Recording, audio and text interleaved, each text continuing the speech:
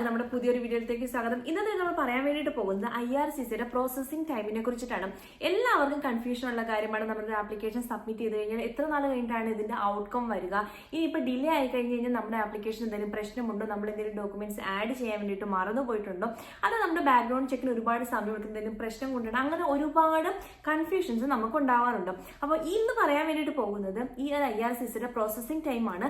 അവർ കഴിഞ്ഞ ദിവസം അപ്ഡേറ്റ് ചെയ്തിട്ടുണ്ടായിരുന്നു ഡിസംബറിൽ.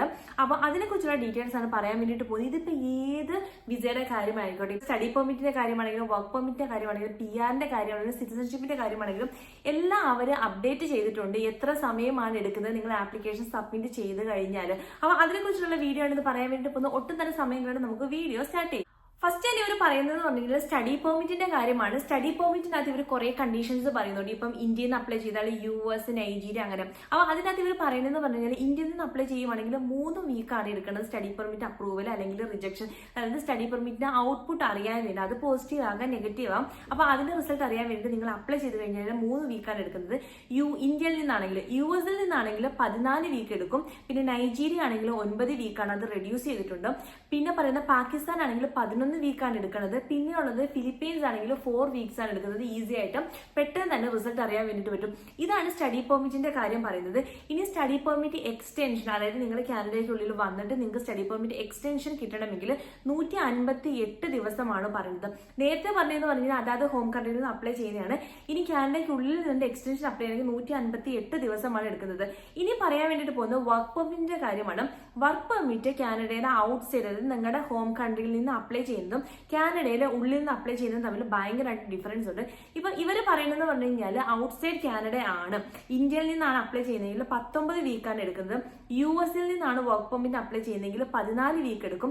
നൈജീരിയ ആണെങ്കിൽ 24 വീക്കാണ് എടുക്കുന്നത്. പാകിസ്ഥാൻ ആണെങ്കിൽ 15 വീക്കാണ് എടുക്കുന്നത്. പിന്നെ ഫിലിപ്പീൻസ് ആണെങ്കിൽ 4 വീക്സ് ആയിരിക്കും. ഇനി നിങ്ങൾ വർക്ക് പെർമിറ്റ് കാനഡയുടെ ഉള്ളിൽ നിന്ന് അപ്ലൈ ചെയ്യുകയാണെങ്കിൽ എല്ലാവർക്കും ഒരുപോലെയാണ് സമയം.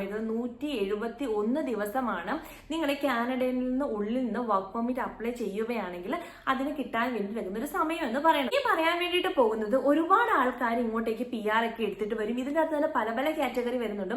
കനേഡിയൻ എക്സ്പീരിയൻസ് ക്ലാസ് വരുന്നുണ്ട്. പിന്നെ FSW കാറ്റഗറിയിൽ വരുന്നുണ്ട്. അതായത് സ്കിൽഡ് വർക്കേഴ്സ്, അതായത് നിങ്ങളുടെ പർട്ടിക്കുലർ സ്കിൽസ് അനുസരിച്ചിട്ട് നിങ്ങൾക്ക് ഒരു പർട്ടിക്കുലർ പൂളിൽ നിങ്ങൾക്ക് രജിസ്റ്റർ ചെയ്തിട്ട് എൻട്രി ചെയ്യാൻ വേണ്ടിയിട്ട് പറ്റും കാനഡയ്ക്കുള്ളിലേക്ക്. അപ്പൊ അതിന് അവരെടുക്കുന്ന സമയം എന്ന് പറഞ്ഞു കഴിഞ്ഞാൽ ഇപ്പം കാനഡ എക്സ്പീരിയൻസ് ക്ലാസ്, അതായത് CEC-യും FSW-യും എടുക്കുന്നതിനുള്ള 5 മാസമാണ് എടുക്കുന്ന പ്രോസസിംഗ് ടൈമും.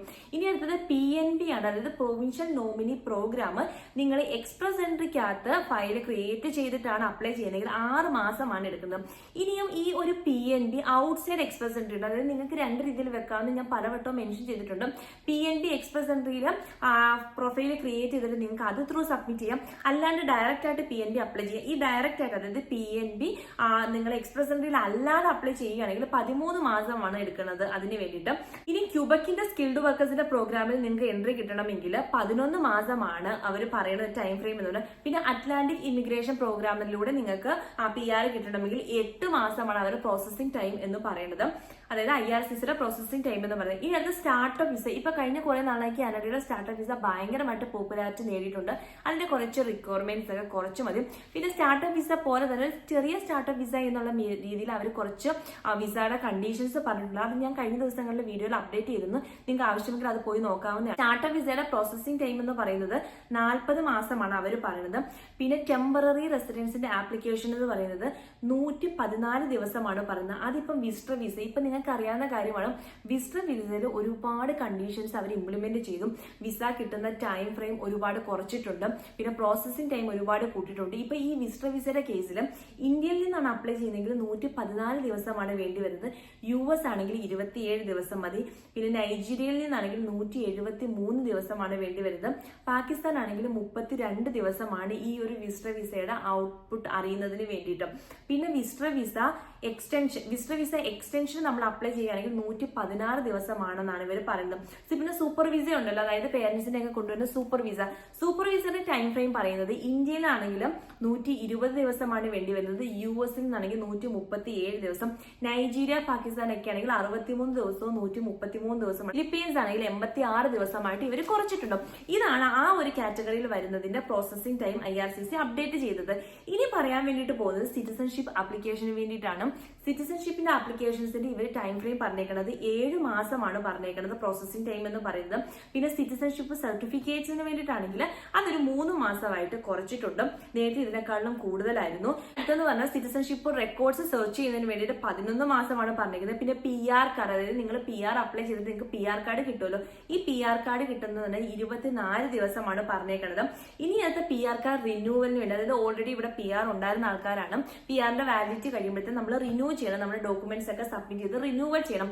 ഈ ഒരു PR കാർഡിന്റെ റിന്യൂവൽ ടൈം എന്ന് പറഞ്ഞാൽ, അതായത് റിന്യൂവൽ ചെയ്ത് കിട്ടാനുള്ള ടൈം എന്ന് പറഞ്ഞു കഴിഞ്ഞാൽ 46 ദിവസമായിട്ട് കുറച്ചിട്ടുണ്ട്. നേരത്തെ എന്ന് പറഞ്ഞാൽ ഇതിനെക്കാട്ടിലും കൂടുതലായിരുന്നു. പിന്നെ ഫാമിലി സ്പോൺസർഷിപ്പ് ആണെങ്കിൽ 10 മാസമാണ് ആ ഒരു പ്രോസസിംഗ് ടൈം എന്ന് പറയുന്നത്. പിന്നെ ഫാമിലി സ്പോൺസർഷിപ്പ് ടൈം എന്ന് പറഞ്ഞു കഴിഞ്ഞാൽ 36 മാസമാണ്. പിന്നെ പേരൻസ് ആൻഡ് ഗ്രാൻഡ് പേരൻസ് വിസയൊക്കെ നമ്മൾ അപ്ലൈ ചെയ്തിട്ട് അപ്രൂവൽ ഒക്കെ കിട്ടണമെങ്കിൽ 24 മാസമാണ്. ക്യൂബക്കിൽ അത് 46 മാസമാണ്. അപ്പം ഇത്രത്തോളം കാര്യങ്ങളാണ് IRCC ഈ പ്രോസസിംഗ് ടൈമിന്റെ അകത്ത് അവർ അപ്ഡേറ്റ് ചെയ്തിട്ടുള്ളത്. ഡിസംബറിലെ അപ്ഡേഷൻ എന്ന് പറയുന്നത്. കാരണം ഈ പ്രോസസിംഗ് ടൈം അറിയാന്നുള്ളത് വളരെ ക്രൂഷ്യൽ ആയിട്ട് ഒരു പാർട്ടാണ്. കാരണം നമ്മളൊരു ആപ്ലിക്കേഷൻ സബ്മിറ്റ് ചെയ്തിട്ട് ഒരുപാട് നാളിങ്ങനെ ഡിലേ ആയിട്ട് ഇരിക്കുമ്പോഴത്തേക്ക് നമുക്ക് പല തോട്ട് പ്രോസസ് ആണ് വരുന്നത്. അതായത് നമ്മുടെ ഡോക്യുമെന്റ്സ് എന്തെങ്കിലും പ്രശ്നമാണോ, എത്രത്തോളം സമയം എന്താണ് എടുക്കുന്നത്, എന്തെങ്കിലും ബാക്ക്ഗ്രൗണ്ട് എന്തെങ്കിലും പ്രശ്നമുണ്ടോ, അങ്ങനെ ഇങ്ങനെ ഒരുപാട് കൺഫ്യൂഷൻസ് ആണ്. പിന്നെ അത് മാത്രമല്ല, ഇപ്പൊ സ്റ്റുഡന്റ് വിസ നോക്കുന്ന ആളാണെങ്കിൽ പ്രോസസിംഗ് ടൈം അറിഞ്ഞു കഴിഞ്ഞാൽ നമുക്ക് അതിനിടയ്ക്ക് നമുക്ക് വേറെ പ്ലാൻസ് അങ്ങനെയുള്ള കാര്യങ്ങളൊക്കെ ചെയ്യുക, കോഴ്സസ് എന്തെങ്കിലും ചെയ്യണമെങ്കിൽ അത് ചെയ്യാം. അങ്ങനെയുള്ള ഒരുപാട് ഒരു പ്ലാൻ B എന്നുള്ള രീതിയിൽ ഒരുപാട് കാര്യങ്ങൾ നമുക്ക് ചെയ്യാൻ വേണ്ടിയിട്ട് പറ്റും ഈ ഒരു പ്രോസസിംഗ് ടൈം അറിഞ്ഞു കഴിഞ്ഞാൽ. പിന്നെ അത് മാത്രമല്ല നമ്മുടെ ടെൻഷൻസ് കുറച്ച് കുറയും. കാരണം ഒരുപാട് നാൾ കാത്തിരിക്കുമ്പോഴത്തേന് നമുക്ക് ആകെ ഒരു ടെൻഷൻ ആവില്ല. പക്ഷെ പ്രോസസിംഗ് ടൈം ഇത്ര നാളാണെന്ന അപ്ഡേഷൻ നമുക്ക് അറിയുവാണെങ്കിലും ആ ഒരു ടെൻഷൻ കുറച്ച് കുറയുന്നതായിരിക്കും. അപ്പം ഇത്രയേ ഉള്ളൂ ഇന്നത്തെ ഒരു വീഡിയോ എന്ന് പറഞ്ഞാൽ. എനിക്ക് ഈ ഒരു ഇൻഫർമേഷൻ നിങ്ങൾക്ക് ഷെയർ ചെയ്യണമെന്ന് തോന്നി. നിങ്ങളുടെ അഭിപ്രായം എന്താണെങ്കിൽ താഴെ കമന്റ് ആയിട്ട് മെൻഷൻ ചെയ്യുക. നിങ്ങൾക്ക് എന്തെങ്കിലും കാര്യങ്ങൾ അറിയണം, പറയണം, കേൾക്കണം അങ്ങനെ ഉണ്ടെങ്കിൽ അത് മെൻഷൻ ചെയ്യുക. ഇനി നമുക്ക് പുതിയൊരു വീഡിയോയിൽ പുതിയൊരു ടോപ്പിക്കിൽ കാണാം. അതുവരെ ബൈ.